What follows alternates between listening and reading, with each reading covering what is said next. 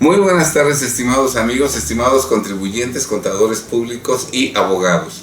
Los saludo con mucho gusto. Hoy es día viernes 30 de junio del año 2023. Soy Alejandro Ponce Rivera, abogado fiscalista y penalista con una trayectoria personal profesional de más de 46 años. También soy director general de Defensa Fiscal Grupo Jurídico, una firma de abogados fiscalistas con cobertura nacional que fue fundada el 1 de julio de 1985.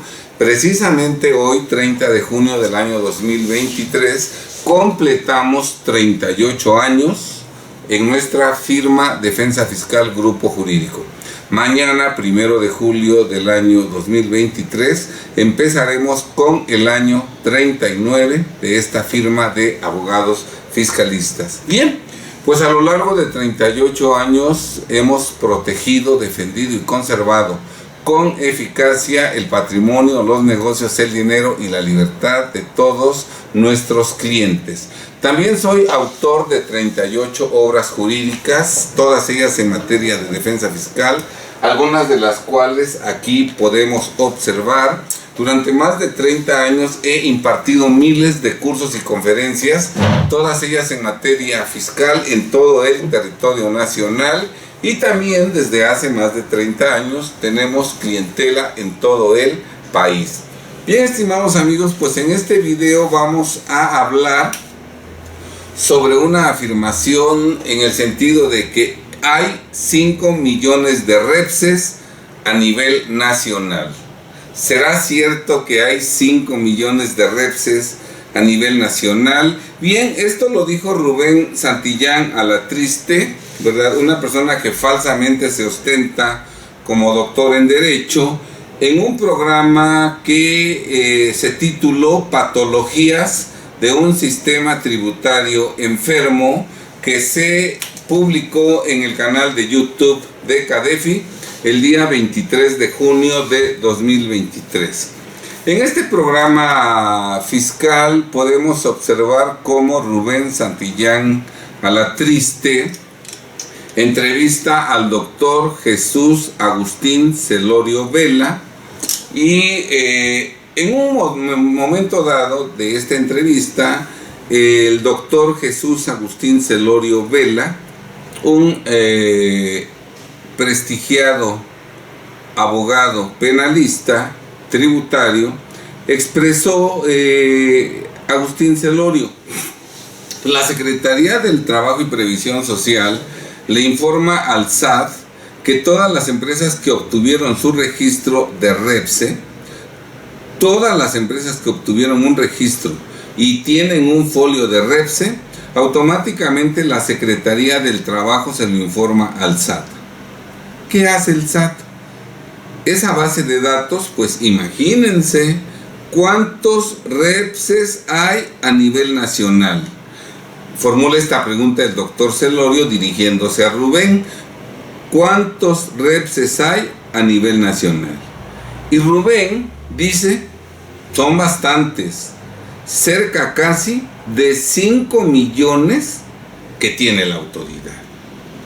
Obviamente Agustín Celorio, que es un profesional, sin duda alguna preparó profundamente este programa y sabía que Rubén estaba dando una respuesta equivocada, porque en México no hay 5 millones de REPSES. Entonces todavía Agustín le da una oportunidad a Rubén para que éste corrija, y Celorio dice: ¿REPSES? Y Rubén, con toda la seguridad que le da su ignorancia y desconocimiento, no solo de las leyes fiscales, sino incluso de la realidad fiscal, dice: otorgados, o sea, REPSES otorgados. ¿Quién los otorgó? O sea, Rubén nada más habla por hablar y dice pura tontería. REPSES otorgados. Bueno, entonces Rubén Celorio, que es una persona educada, prudente, aún sabedor de que Rubén le estaba dando una respuesta equivocada, pues tuvo que seguirle la corriente para no exhibir públicamente la ignorancia de Rubén. Por eso Celorio dice otorgados. Bueno, dando por bueno el dato falso que le había dado Rubén, sabedor Celorio de que estaba mal dado el dato por Rubén. Bueno, imagínense ustedes, para el Big Brother, 5 millones, pues es un instante en el tiempo. Ya que tenemos la lista, un nodo principal. ¿Cuál es? El RFC. Esos 5 millones de repses tuvo que seguir manejando el número falso que le dijo Rubén. Dice, esos 5 millones de repses, los RFCs, ya no son 83 millones que hay que revisar.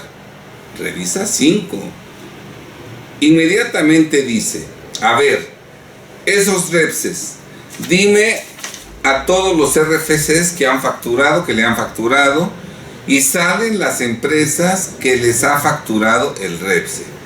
Dime, Big Brother, cuántos de esos repses, con qué RFC tienen operaciones donde ellos sean clientes.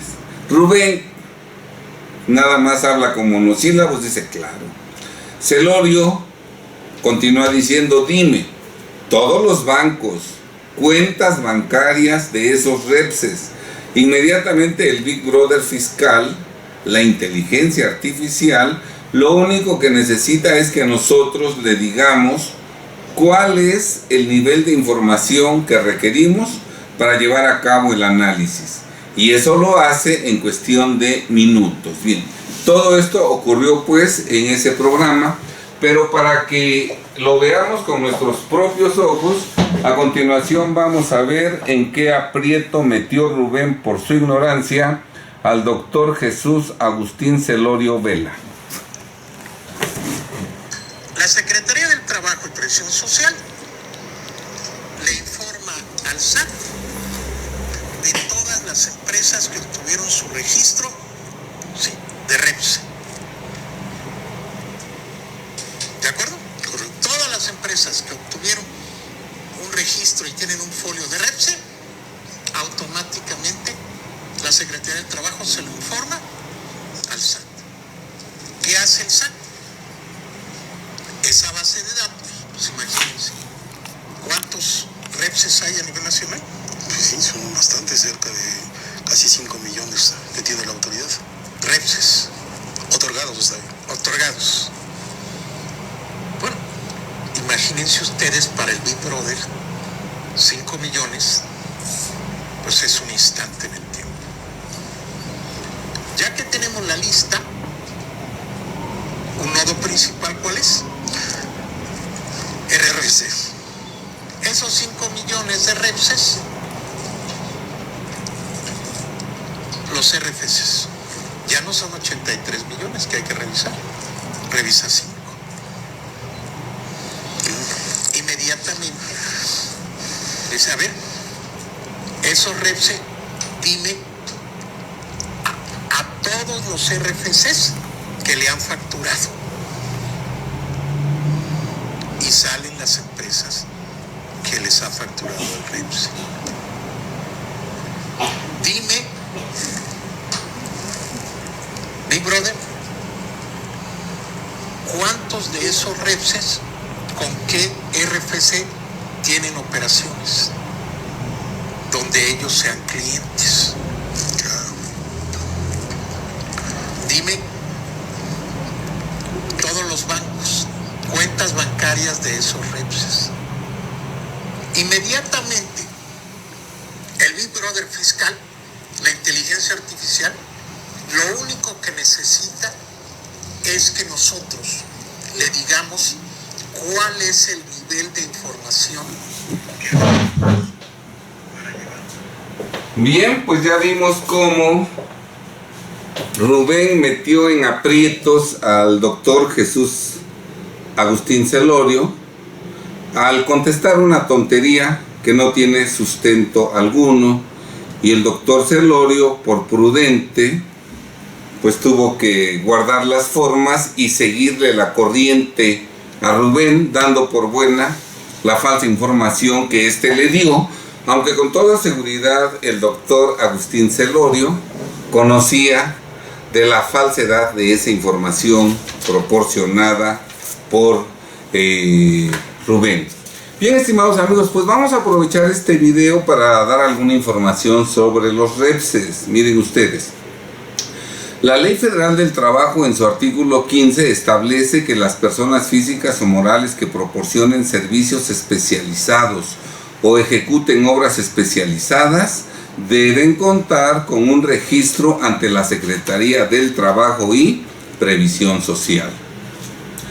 Tienen obligación de registrarse en el padrón de la Secretaría del Trabajo y Previsión Social las personas físicas o morales que presten servicios especializados o realicen obras especializadas y que deseen proveer a un tercero contratante dichos servicios u obras especializadas y para ello pongan trabajadores propios a disposición del contratante. El registro de prestadores de servicios REPSE surge derivado de la reforma laboral que entró en vigor el 24 de abril de 2021, en la que ha quedado prohibida la subcontratación de personal de conformidad con el artículo 12 de la Ley Federal del Trabajo. El REPSE significa Registro de Prestadores de Servicios Especializados u Obras Especializadas, emitida por la Secretaría del Trabajo y Previsión Social para el cumplimiento del artículo 15 de la Ley Federal del Trabajo. REPSE es el acrónimo del registro de prestadores de servicios especializados u obras especializadas, mediante el cual se lleva a cabo el nuevo modelo de subcontratación en México. El REPSE o Registro de Prestadoras de Servicios Especializados y Obras Especializadas es una plataforma habilitada a raíz de la reforma de subcontratación por parte de la Secretaría del Trabajo y Previsión Social, esto acorde a la modificación del artículo 15 de la Ley Federal del Trabajo. Encontramos también que pueden inscribirse en el REPSE las empresas que proporcionan, entre otros, los siguientes servicios especializados: empresas de logística, empresas de seguridad, servicios de limpieza, contratistas y construcción, seguridad industrial, mantenimiento industrial, comedores industriales, control de calidad, etcétera, etcétera. En el 1 de septiembre de 2021 se encontraban registradas 65,000 empresas de servicios especializados, 65,000 REPSES. Y para el año 2022 encontramos que el registro de prestadoras de servicios especializados u obras especializadas REPSE, que opera la Secretaría del Trabajo y Previsión Social, a 8 meses de operación alcanzó las 106,000 empresas registradas. Para 2022, 106,000 empresas registradas. No tenemos el dato exactamente actualizado al día de hoy, pero al día de hoy han de ser cuando mucho unas 50,000 empresas registradas en el REPSE. Desde luego que es totalmente falso y absurdo que en México haya 5 millones de REPSES en el país registrados. Dice Rubén, en su ignorancia, REPSES otorgados. ¿Quién sabe qué querrá decir con eso? Pero lo cierto es que es totalmente falso que en México haya en todo el país 5 millones de REPSES. Eso es una muestra de la profunda ignorancia de Rubén, no solo en cuanto hace a la legislación fiscal, que no conoce Código Fiscal de la Federación, que no conoce ley del impuesto sobre la renta, ley del impuesto al valor agregado, que no conoce integralmente el contenido de estas leyes, aunque él presume que él lee de otra manera la ley. No lee de otra manera la ley, lee unos parrafitos inconexos, desconociendo el resto de la legislación vigente fiscal en México, y consecuentemente, como nada más lee un pedacito, le da la interpretación absurda que su cerebro le dicta, ¿verdad? Pero no porque sea un verdadero genio que viene del futuro a leccionarnos y a enseñarnos cómo debe leerse la ley, ¿verdad? Es un absurdo, pues, que diga él que hay 5 millones de repses, o sea que gran parte, más de la mitad de contribuyentes son repses. ¡Ay, absurdo! Lo que es no conocer la realidad fiscal. Quiero comentarles que abril de 2023, en México hay, en el régimen general de personas morales, 1.736.109 personas morales. Desde luego, también para abril de 2023, hay personas morales con fines no lucrativos, 275.473 contribuyentes, ¿verdad? En el régimen de arrendamiento para abril de 2023 hay 458.241 arrendadores registrados en el SAT. En el régimen de ingresos por dividendos, como son socios y accionistas, hay 1.489.639 socios o accionistas registrados en el SAT. En el régimen de personas físicas con actividad empresarial hay 5.382.039 personas físicas registradas en el SAT con actividad empresarial. En el régimen de incorporación fiscal para abril de 2023 hay 1.008.389 personas físicas en el régimen de incorporación fiscal, y finalmente hay 3.071.283 personas físicas en el régimen simplificado de confianza. También hay que mencionar que en las plataformas tecnológicas con actividades empresariales hay 429.482 contribuyentes registrados, todo ello a abril del año 2023. Como dato adicional, hay 52.070.414 personas físicas inscritas en el régimen de sueldos y salarios e ingresos asimilados a salarios a abril de 2023. Pues si existieran 5 millones de repses, eso significaría que alrededor de la mitad o más de la mitad de contribuyentes obligados a presentar declaraciones periódicas, IVA mensual, pago provisional de renta y declaración de ejercicio de renta, más de la mitad de los contribuyentes obligados a presentar esta declaración estarían dados de alta como repse, lo que es un verdadero absurdo, porque como ya lo hemos dicho, cuando mucho al día de hoy hay 150.000 contribuyentes registrados en la Secretaría del Trabajo y Previsión Social como repses. Muy bien, estimados amigos, vean ustedes nada más en qué aprietos se coloca a gente respetable, a verdaderos profesionistas, profesionales del derecho, como el doctor Jesús Agustín Celorio Vela, cuando se les hace compartir el escenario con un ignorante como lo es Rubén Santillán Alatriste, ¿verdad? Yo quiero comentarles que yo tengo el gusto de conocer a Jesús Agustín Celorio Vela desde aproximadamente 1984 o 1985, cuando yo trabajaba como subdirector de juicios fiscales federales de la Procuraduría Fiscal del Distrito Federal.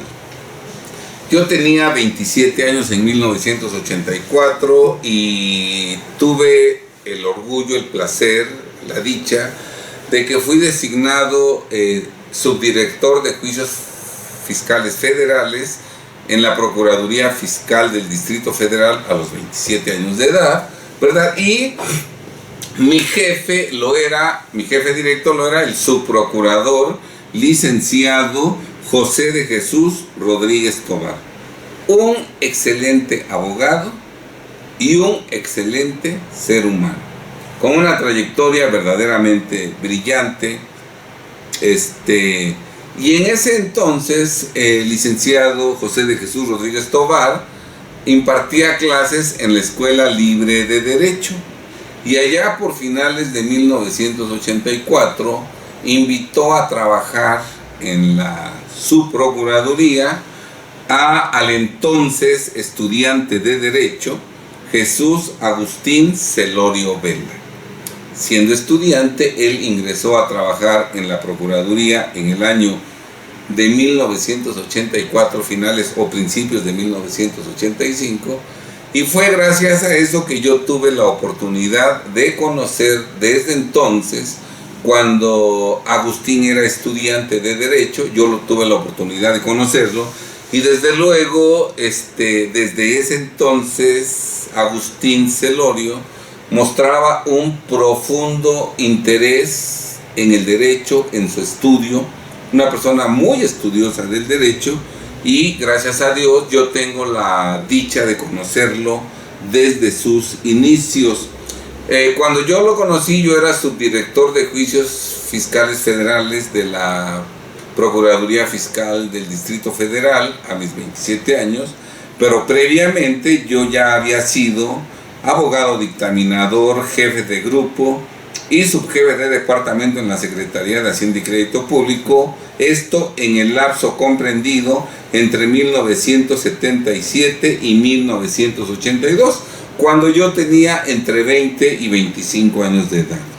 De 1982 a 1984, yo fungí como secretario de acuerdos del Tribunal Fiscal de la Federación, cuando yo tenía entre 25 y 27 años de edad.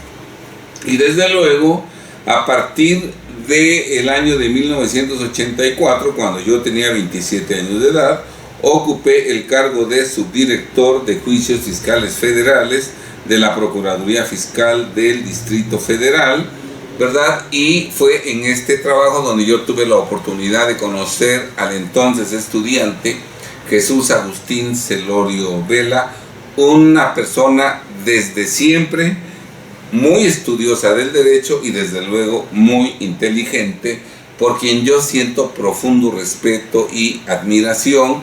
Por eso considero equivocado que se exponga a gente tan profesional a estas situaciones tan tristes, al ponerlos en el escenario compartiendo con gente ignorante como Rubén, que da datos falsos, y que los invitados, por prudencia, para no exhibir su ignorancia públicamente, pues tienen que seguirle el juego, como Agustín, que tuvo que hablar de 5 millones de repses, cuando él sabe perfectamente, porque él prepara muy bien sus pláticas, que no son 5 millones de repses, cuando muchos llegan a 150,000, ¿verdad?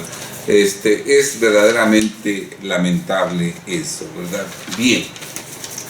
En este programa, Agustín Celorio, con el que yo respeto y admiro y siento que tenemos una amistad respetable, ¿verdad? En esa ocasión el doctor Celorio dijo que el día de hoy hemos puesto de nueva cuenta a CADEFI,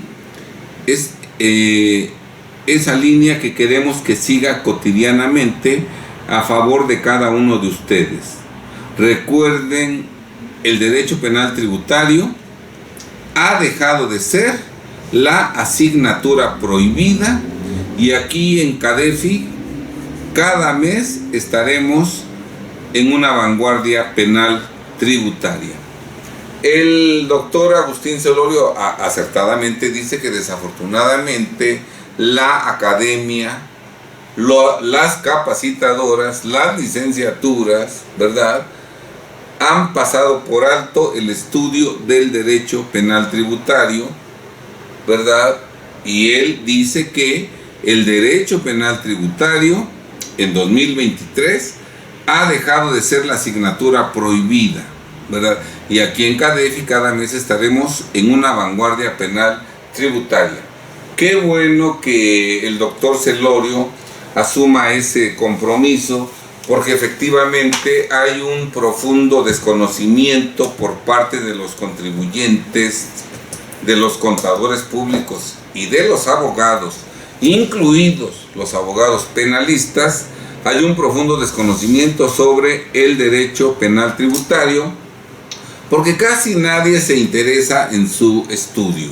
Yo celebro que el doctor Celorio empiece el 27 de julio a exponer un programa que se llamará Vanguardia Penal Tributaria para difundir el conocimiento sobre la materia tributaria penal. Fíjense que nosotros hemos tenido la oportunidad desde 1995, 2005, 2015, 2023, 28 años. Hace 28 años nosotros hemos tenido la oportunidad de llevar procesos penales por delitos de defraudación fiscal y en general delitos fiscales, y afortunadamente en todos los casos hemos obtenido resoluciones favorables a los imputados, sentencias absolutorias demostrando que no incurrieron en la comisión de los delitos fiscales que falsamente se les atribuyeron. Precisamente porque nosotros desde 1995, hace 28 años, ya hemos manejado la materia penal en la práctica con excelentes resultados, conservando la libertad de nuestros clientes.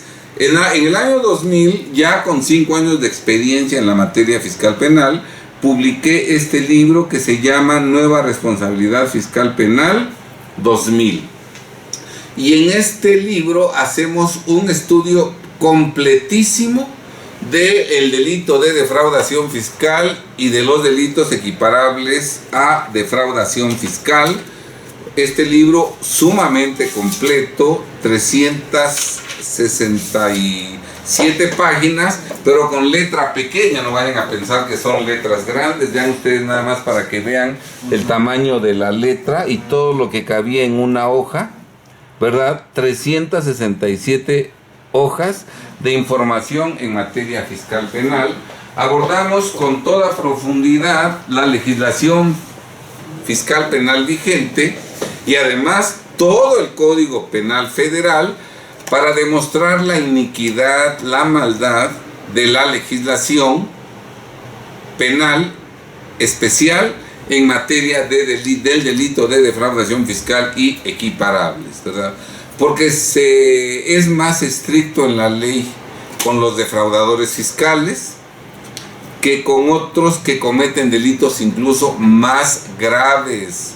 Hay delitos que tienen una penalidad mayor, que en ese entonces podían obtener su libertad provisional bajo caución, mientras que los defraudadores fiscales con una pena menor, en ciertos casos, no podían obtener su libertad provisional bajo caución. Este estudio lo hicimos en el año de 2000 y fue un verdadero éxito este libro, porque incluso tuvimos varias ediciones de ese libro. Más adelante, en el año 2004, publicamos este libro que se llama Estudio Práctico sobre los Delitos Fiscales 2004, lo que todo contribuyente debe saber para evitar penas corporales, con citas de casos de detenciones por defraudación fiscal. Otra vez hablamos en exclusiva del delito de defraudación fiscal.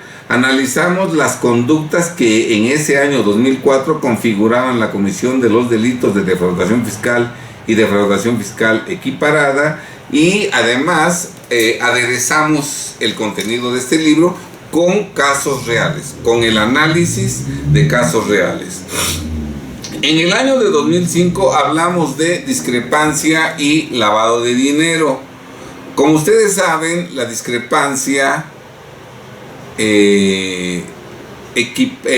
configura, en ese entonces configuraba en ciertos casos un delito equiparable a defraudación fiscal previsto en la fracción primera del artículo 109, y en este libro, ¿verdad?, nosotros hablamos de la discrepancia y del delito equiparable a defraudación fiscal que en ciertos casos se configuraba, y desde luego hablamos del importantísimo delito de lavado de dinero, que desde el 2004 la Secretaría de Hacienda y Crédito Público investiga, recaba información y denuncia, ¿sí está claro?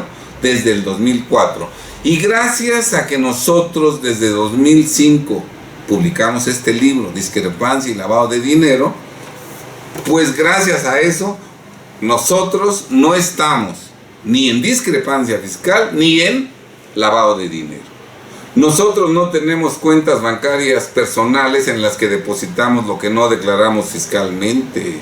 Nosotros no pagamos los saldos de tarjetas de crédito con dinero en efectivo que no se declara fiscalmente. Nosotros no compramos vehículos ni inmuebles con dinero producto de elevación fiscal. Nosotros no pagamos nuestros viajes, nuestros vuelos con dinero producto de elevación fiscal, ¿verdad? Por eso, gracias a Dios, al día de hoy, nosotros no estamos ni en defraudación fiscal ni en lavado de dinero. Y resulta que hay infinidad de abogados fiscalistas y contadores públicos que están exactamente en discrepancia y en lavado de dinero por no haberle dado la importancia que tiene la materia fiscal tributaria y desde luego la legislación aplicable al delito de lavado de dinero. Qué bueno que el doctor Celorio retoma la tarea de divulgar la cultura penal tanto en defraudación fiscal y delitos fiscales como lavado de dinero, porque efectivamente la gente, los contribuyentes, los contadores y los abogados han hecho a un lado esa información como si no sirviera para nada, y precisamente por desconocer esa información, pues la mayoría de mexicanos está en defraudación fiscal y está en lavado de dinero. En el año de 2010, aprovechando todas las reformas que se habían hecho en la materia, nuevamente hablamos de la discrepancia fiscal en 2010 y del delito equiparable a defraudación fiscal, que ya desde 2010 se comete en todos los casos. Recordemos que en 2005 la discrepancia fiscal en algunos casos era defraudación fiscal equiparada, pero en otros no. Ya para 2010, siempre que hay discrepancia fiscal, siempre hay delito equiparable a defraudación fiscal, y esto lo decimos desde el año 2010. Desde luego, en este libro que se titula Cómo convertirse en un auténtico asesor fiscal, cuya primera edición se publicó en enero del 2019, hablamos con insistencia destacando la importancia de que el asesor fiscal conozca la materia penal fiscal, conozca los delitos fiscales, especialmente el de defraudación fiscal, precisamente para que los asesores fiscales, contadores y abogados no incurran en esos delitos, que no sean farol de la calle y oscuridad en su casa, ¿verdad? Pero también para evitar que esos clientes cometan delitos fiscales y como consecuencia de ello, nunca alguno de sus clientes enfrente un proceso penal. Aquí destacamos la importancia de que todo asesor fiscal, sea contador o abogado, debe conocer los delitos fiscales precisamente para no incurrir en ellos. Luego, en el año de 2020, publicamos esta obra jurídica que se llama Conductas que tipifican defraudación fiscal, cómo evitar incurrir en ellas, en donde nosotros analizamos las 28 conductas diferentes que en 2020 configuraban el delito de defraudación fiscal y equiparables. Hoy tenemos más conductas, hoy 2023, tenemos más conductas que configuran defraudación fiscal y defraudación fiscal y equiparada. Pero en esta obra jurídica se analiza todo lo relativo al delito de defraudación fiscal. En esta obra jurídica analizamos a profundidad la reforma fiscal penal que entró en vigor en 2020. No hay un tema de esa reforma fiscal penal que no se analice en esta obra jurídica. Pero nosotros no únicamente nos dedicamos a analizar los delitos fiscales en que incurren los contribuyentes, entre ellos defraudación fiscal y equiparables, sino de que desde 1996 y antes, desde 1993, hemos presentado infinidad de denuncias penales en contra de servidores públicos, siempre logrando nuestro objetivo. ¿Por qué nosotros denunciamos a las autoridades, sean del SAT, de Hacienda, del IMSS, de la PGR, ahora Fiscalía General de la República, del Tribunal Fiscal de la Federación, ahora Tribunal Federal de Justicia Administrativa, jueces de distrito, magistrados de colegiado, de unitario? ¿Por qué? ¿Por qué los denunciamos? Porque cuando las autoridades, cualquiera de ellas, incurre en violaciones, en ilegalidades que configuran delitos federales, ¿verdad? Y como consecuencia de esas ilegalidades, el contribuyente, víctima de esos atropellos, puede perder todo su patrimonio o puede perder su libertad, ¿verdad? Como mecanismo de defensa denunciamos los delitos que cometen esos servidores públicos abusivos, esos servidores públicos delincuentes. ¿Sí está claro? Porque nosotros estamos convencidos de que si se quiere privar a un contribuyente de todo su patrimonio o de su libertad, por lo menos que eso lo hagan servidores públicos que respetan la ley, que no cometen delitos, ¿verdad? Pero no estamos de acuerdo en que autoridades que incurren en delitos, apoyándose precisamente en la comisión de esos delitos, priven de su patrimonio, negocios, dinero y libertad a los contribuyentes.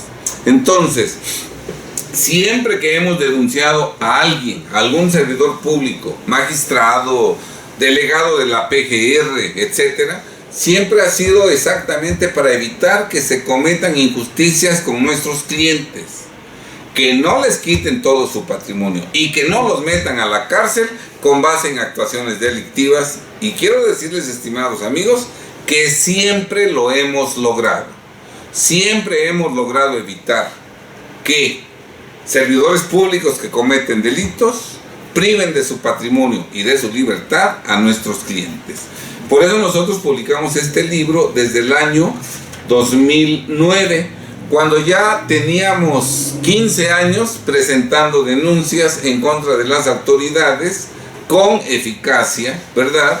Y este libro se llama Delitos en que pueden incurrir las autoridades, y ponemos como ejemplo de autoridades las que trabajan en el SAT, en el IMSS, en el Infonavit, en las Secretarías de Finanzas de los estados, en la PGR, actualmente Fiscalía General de la República, en el Tribunal Federal de Justicia Administrativa, en el Poder Judicial de la Federación, etcétera. Porque quiero comentarles que pueden cometer delitos incluso los ministros de la Suprema Corte de Justicia de la Nación.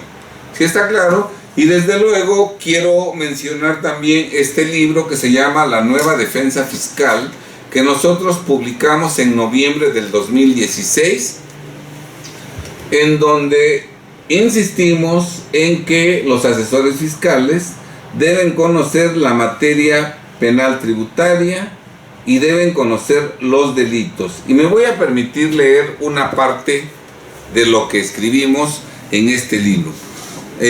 Los abogados fiscalistas deben ser penalistas, no para defender a sus clientes en investigaciones y procesos, sino para asesorarlos a fin de que nunca cometan delitos fiscales.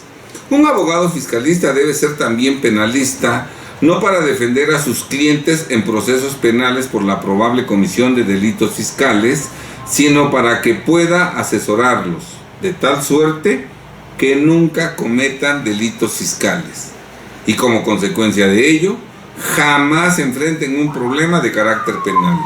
El conocimiento de los delitos fiscales y de la legislación penal debe ser aplicado por el abogado fiscalista de manera preventiva y no reparativa, es decir, para que sus clientes no cometan delitos fiscales y no para defenderlos ya iniciada una investigación ministerial. En esto, como en todo, más vale prevenir que lamentar. Un auténtico abogado fiscalista y penalista proporciona a sus clientes los siguientes beneficios. Primero, detecta si el cliente en el pasado ha incurrido en delito fiscal y puede sacarlo conforme a derecho de esa peligrosa situación espontáneamente antes de que la autoridad fiscal proceda penalmente en su contra. Segundo, en toda la asesoría fiscal legal que proporcione a su cliente, cuidará de no incurrir en delito fiscal. Un auténtico asesor fiscal jamás va a decir declara en ceros, omite ingresos, desaparece de tu domicilio fiscal, vende el bien que te dejaron en calidad de depositario. Nunca va a recomendar esas ilegalidades, precisamente porque el conocimiento de los delitos debe permitirnos que nunca incurramos en ellos, ¿verdad? Tercero, puede intervenir con eficacia en investigaciones ante la Fiscalía General de la República y en procesos penales ante el Poder Judicial de la Federación para demostrar que su cliente no ha incurrido en la probable comisión de algún delito fiscal, tarea en la cual nosotros hemos participado exitosamente desde el año de 1995, ya con 28 años de experiencia en la defensa de contribuyentes a quienes falsamente se les atribuye la comisión de delitos tanto en antes averiguación previa, hoy carpetas de investigación y desde luego en procesos penales, siempre con éxito, logrando resoluciones absolutorias. Y por último, en cuarto lugar, puede presentar denuncias y querellas en contra de servidores públicos adscritos a la Secretaría de Hacienda y Crédito Público, al SAT, al IMSS, al Infonavit, a las Secretarías de Finanzas de las entidades federativas, a la Fiscalía General de la República, al Tribunal Federal de Justicia Administrativa y al Poder Judicial Federal por la probable comisión de delitos federales cuando esté en peligro la conservación de la libertad personal de su cliente o de su patrimonio y este sea cuantioso, ¿verdad? Quiero precisar que todas las ilegalidades en que incurren las autoridades fiscales son constitutivas de delitos federales. ¿Por qué no se denuncian esos delitos en que incurren las autoridades? Pues porque los abogados penalistas incluso no saben que son esas conductas constitutivas de delitos federales. Obviamente, los abogados que no son penalistas menos conocen esa situación. Los contadores tampoco y los contribuyentes menos. Por eso, ante este desconocimiento total de los delitos en que pueden incurrir las autoridades, pues estas se sirven con la cuchara grande y hacen y deshacen a su arbitrio, a su capricho, porque saben que el desconocimiento de los particulares les brinda impunidad. Por eso es importante que todos los contribuyentes y los contadores y los abogados fiscalistas conozcan los delitos en que pueden incurrir las autoridades fiscales, o por lo menos que conozcan esta información los delitos penalistas, esta información los abogados penalistas, porque se da el absurdo de que el abogado dice que es penalista y nunca ha denunciado a la autoridad, nunca ha denunciado a una autoridad por la probable comisión de algún delito federal en perjuicio de sus clientes, cuando las autoridades recurrentemente cometen delitos. ¿Cómo puedo decir que soy abogado penalista y además en la materia tributaria que nunca he presentado una denuncia en contra de un magistrado de un tribunal fiscal o del Poder Judicial que nunca he denunciado penalmente a un agente del Ministerio Público o a un delegado de la Fiscalía, que no he denunciado a administradores o sancionadores del SAT, cuando todos esos servidores públicos cotidianamente incurren en conductas que constituyen delitos federales. ¿Sí está claro? Ahora, en otro punto decimos, los abogados fiscalistas y penalistas deben conocer la discrepancia fiscal y el lavado de dinero. Los abogados fiscalistas, especialistas en toda la materia fiscal, expertos además en la materia penal, deben conocer a fondo la discrepancia fiscal, delito equiparable a defraudación fiscal y el delito de lavado de dinero. No para explicar en qué casos se configura la comisión de dichos delitos, sino para sacar de esos delitos a los millones de mexicanos que en los últimos años equivocadamente se han colocado en dichos supuestos.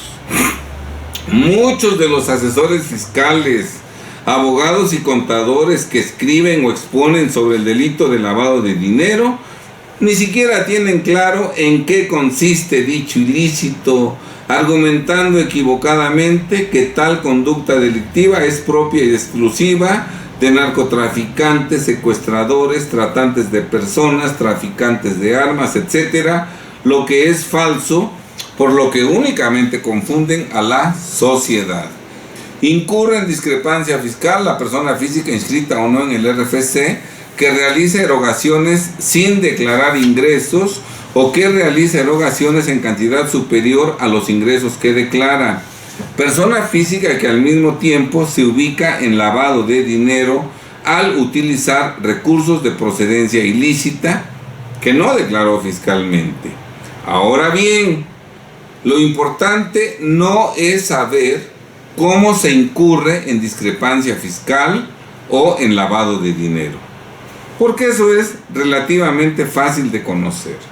Lo trascendente, lo importante es saber cómo se saca de discrepancia y de lavado de dinero a las millones de personas físicas que en el pasado equivocadamente han incurrido en esos ilícitos en forma espontánea, antes de que las autoridades fiscales y ministeriales inicien sus investigaciones, de tal suerte que al ya no estar en discrepancia o en lavado de dinero, no sufran a futuro consecuencias fiscales, legales, patrimoniales o penales en su perjuicio.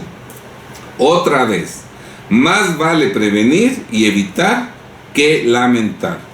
No tiene lógica que todos los mexicanos nos mantengamos en discrepancia fiscal y lavado de dinero en espera de ver cuándo la autoridad nos descubre y sanciona, con la esperanza ingenua de que un juicio de amparo en el que aleguemos violación a nuestros derechos humanos nos salve mágicamente de todo mal, porque eso definitivamente no sucederá.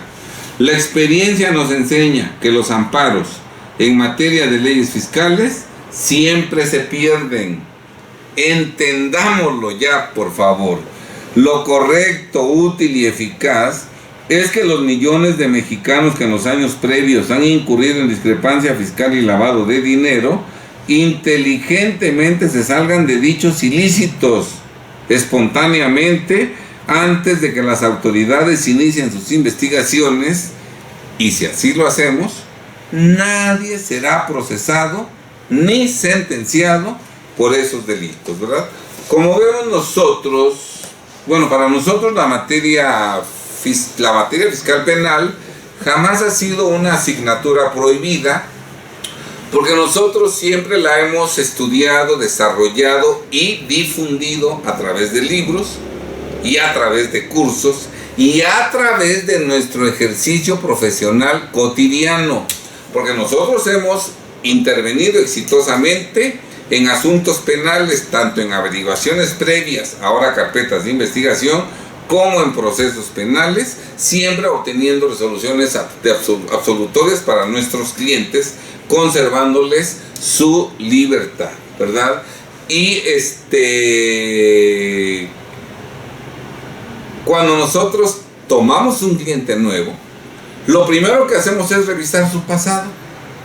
Y si detectamos que hay delitos fiscales en el pasado, de inmediato corregimos su situación fiscal y eliminamos legalmente esos delitos, motivo por el cual nunca enfrentan un proceso penal a futuro. Nunca han enfrentado un proceso penal a futuro nuestros clientes, porque nosotros, si detectamos que están en delito fiscal, de inmediato los sacamos.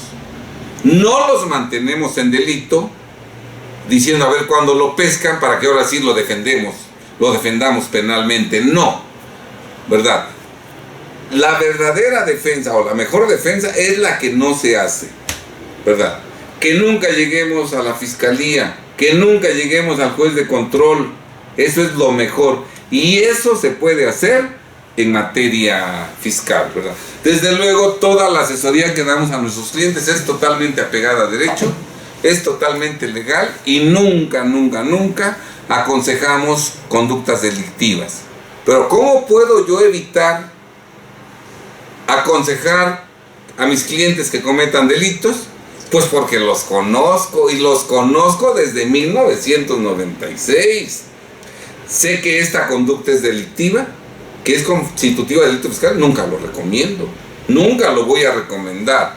Por eso mis clientes nunca enfrentan un proceso penal, ¿verdad? Desde luego, si alguien me busca ya con un problema fiscal encima, ya hay una carpeta de investigación o hay un proceso penal, con mucho gusto participamos en su defensa, siempre con excelentes resultados, porque nosotros conocemos la materia fiscal en su totalidad.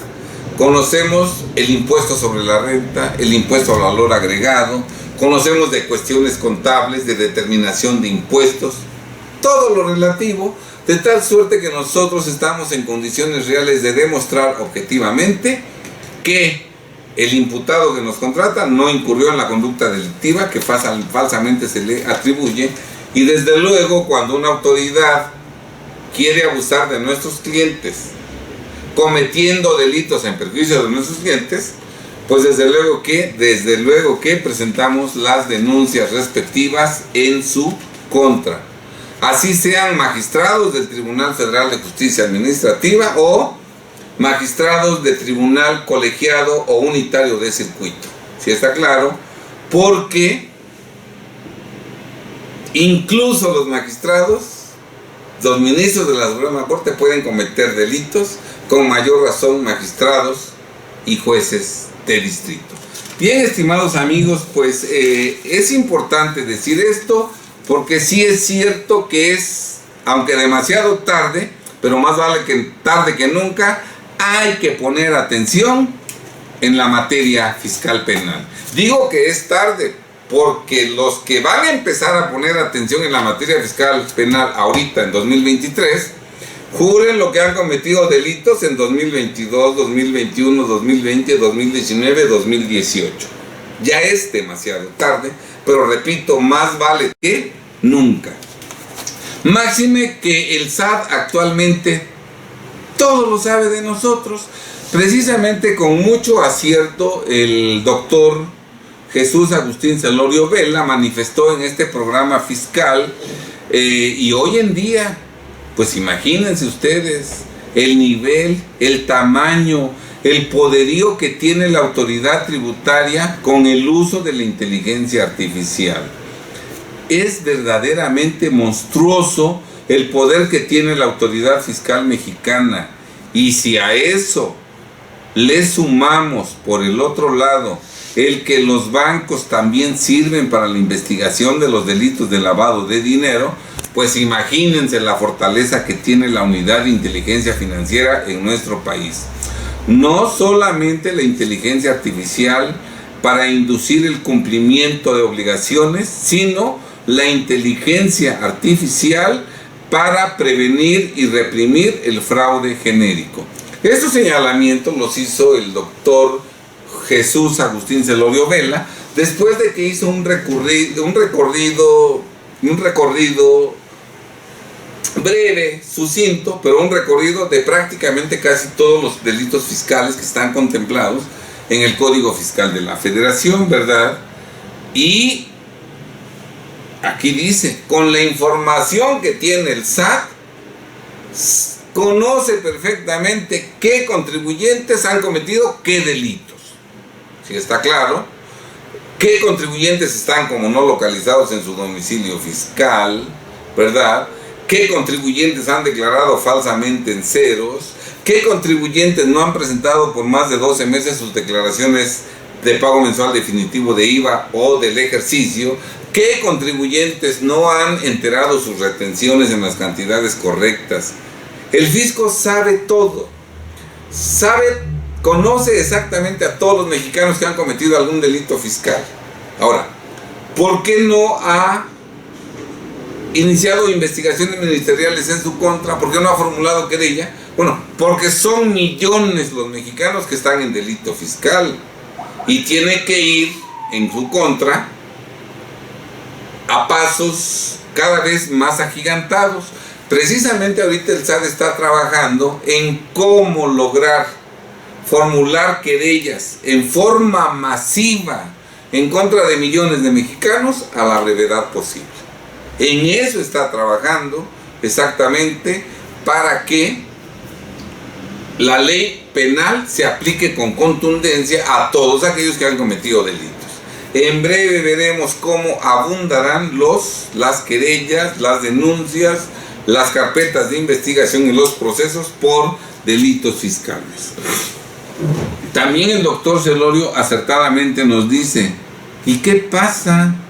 ¿Cuáles serían los efectos de la utilización de la inteligencia artificial ininteligible?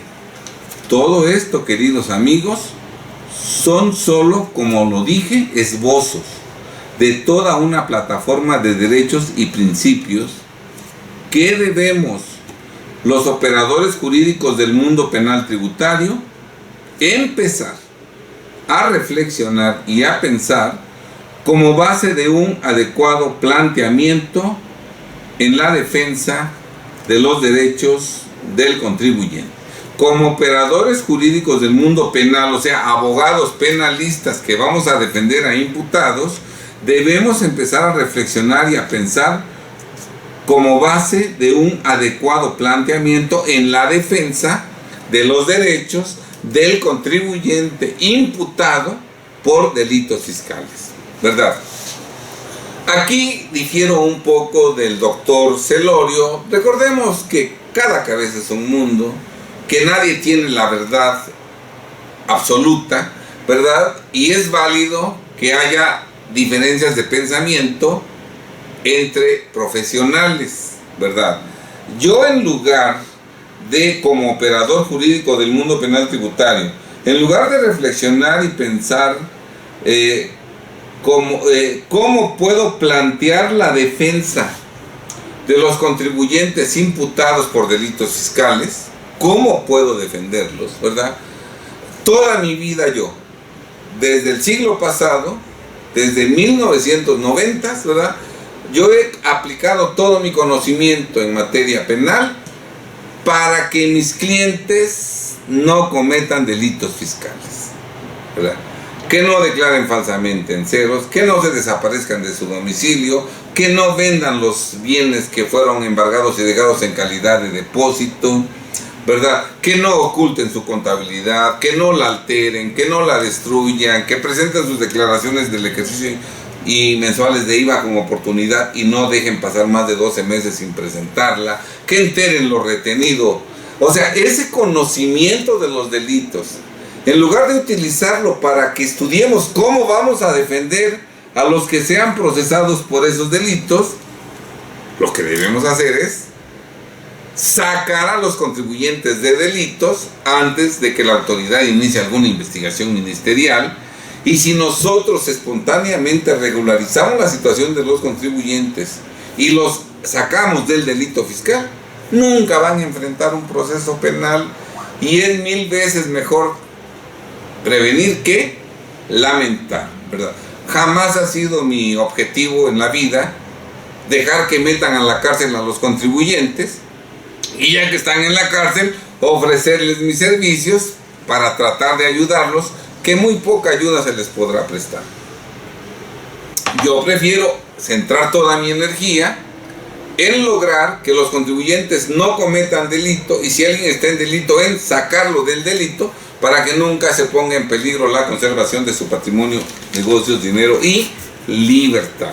Y digo dinero porque cuando hay un proceso por delito fiscal, una de las penas es la reparación del daño, que es precisamente pagar los impuestos omitidos, más actualización y recargos, más accesorios. ¿Sí está claro?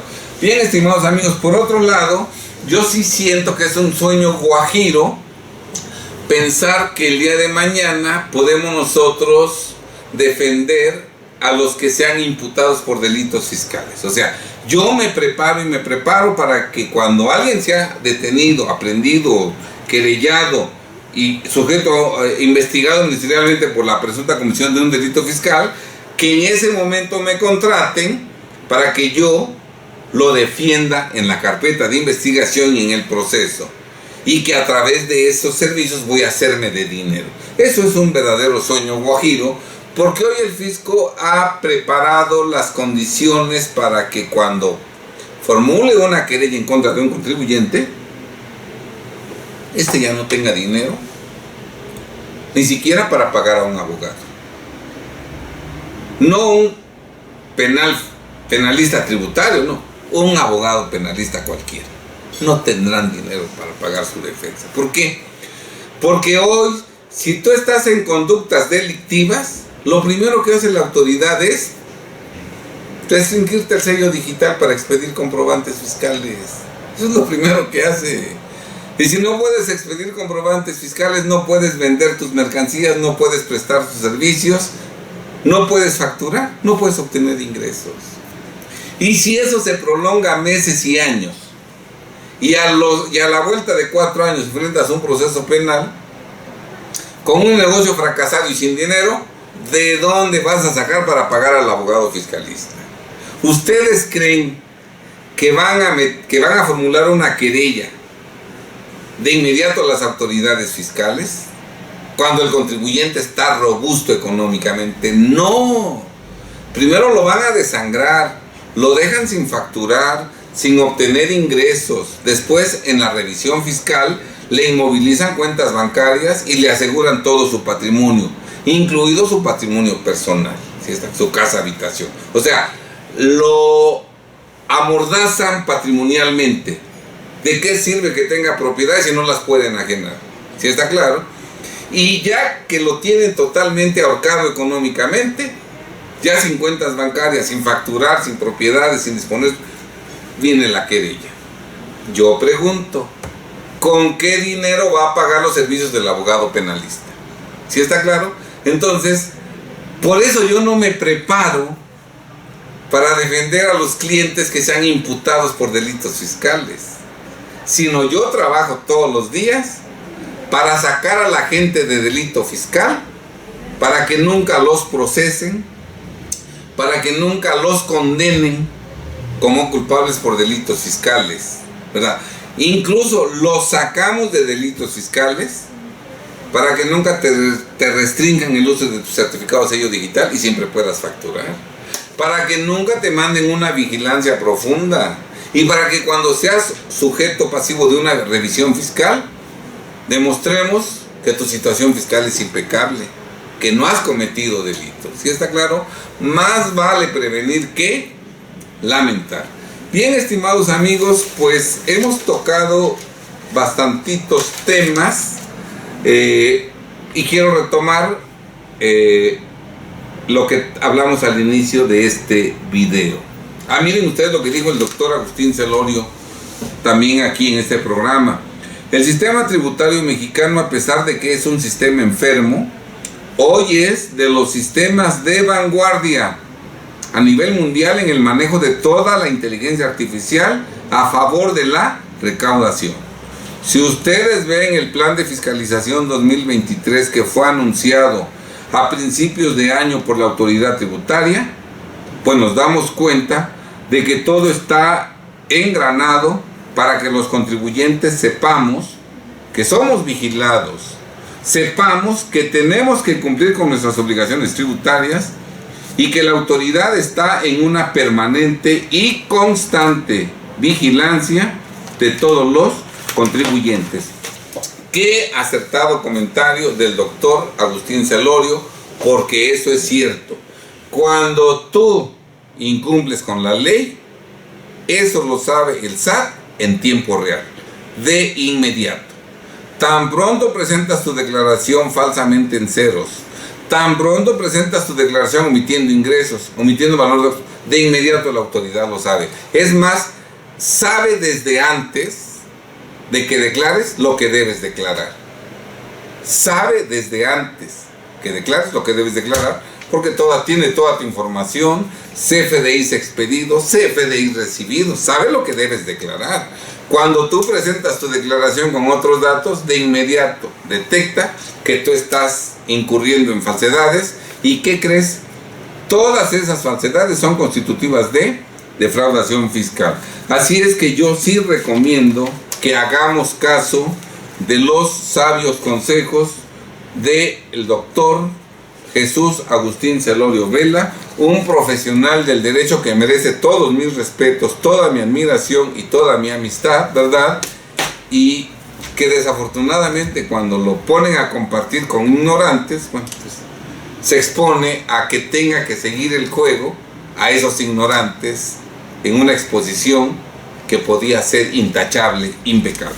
Bien, estimados amigos, pues que Dios los ilumine para que tomen decisiones correctas y desde luego no creamos nada de lo que dice Rubén, porque todo lo que dice es distorsión de la ley y distorsión de la realidad, ya que no es cierto, entre otras cosas, que haya 5 millones de repses en nuestro país. Bien, estimados amigos, nada más recuerdo que está pendiente mi denuncia penal en contra de Rubén por las amenazas de muerte que formuló en mi contra. Hemos tenido mucho trabajo, por eso hemos sacado pocos videos, pero cada día se acerca más el momento en que presentaremos esa denuncia. Bien, estimados amigos, que Dios los bendiga, sean muy felices y primero Dios, nos vemos en el próximo video.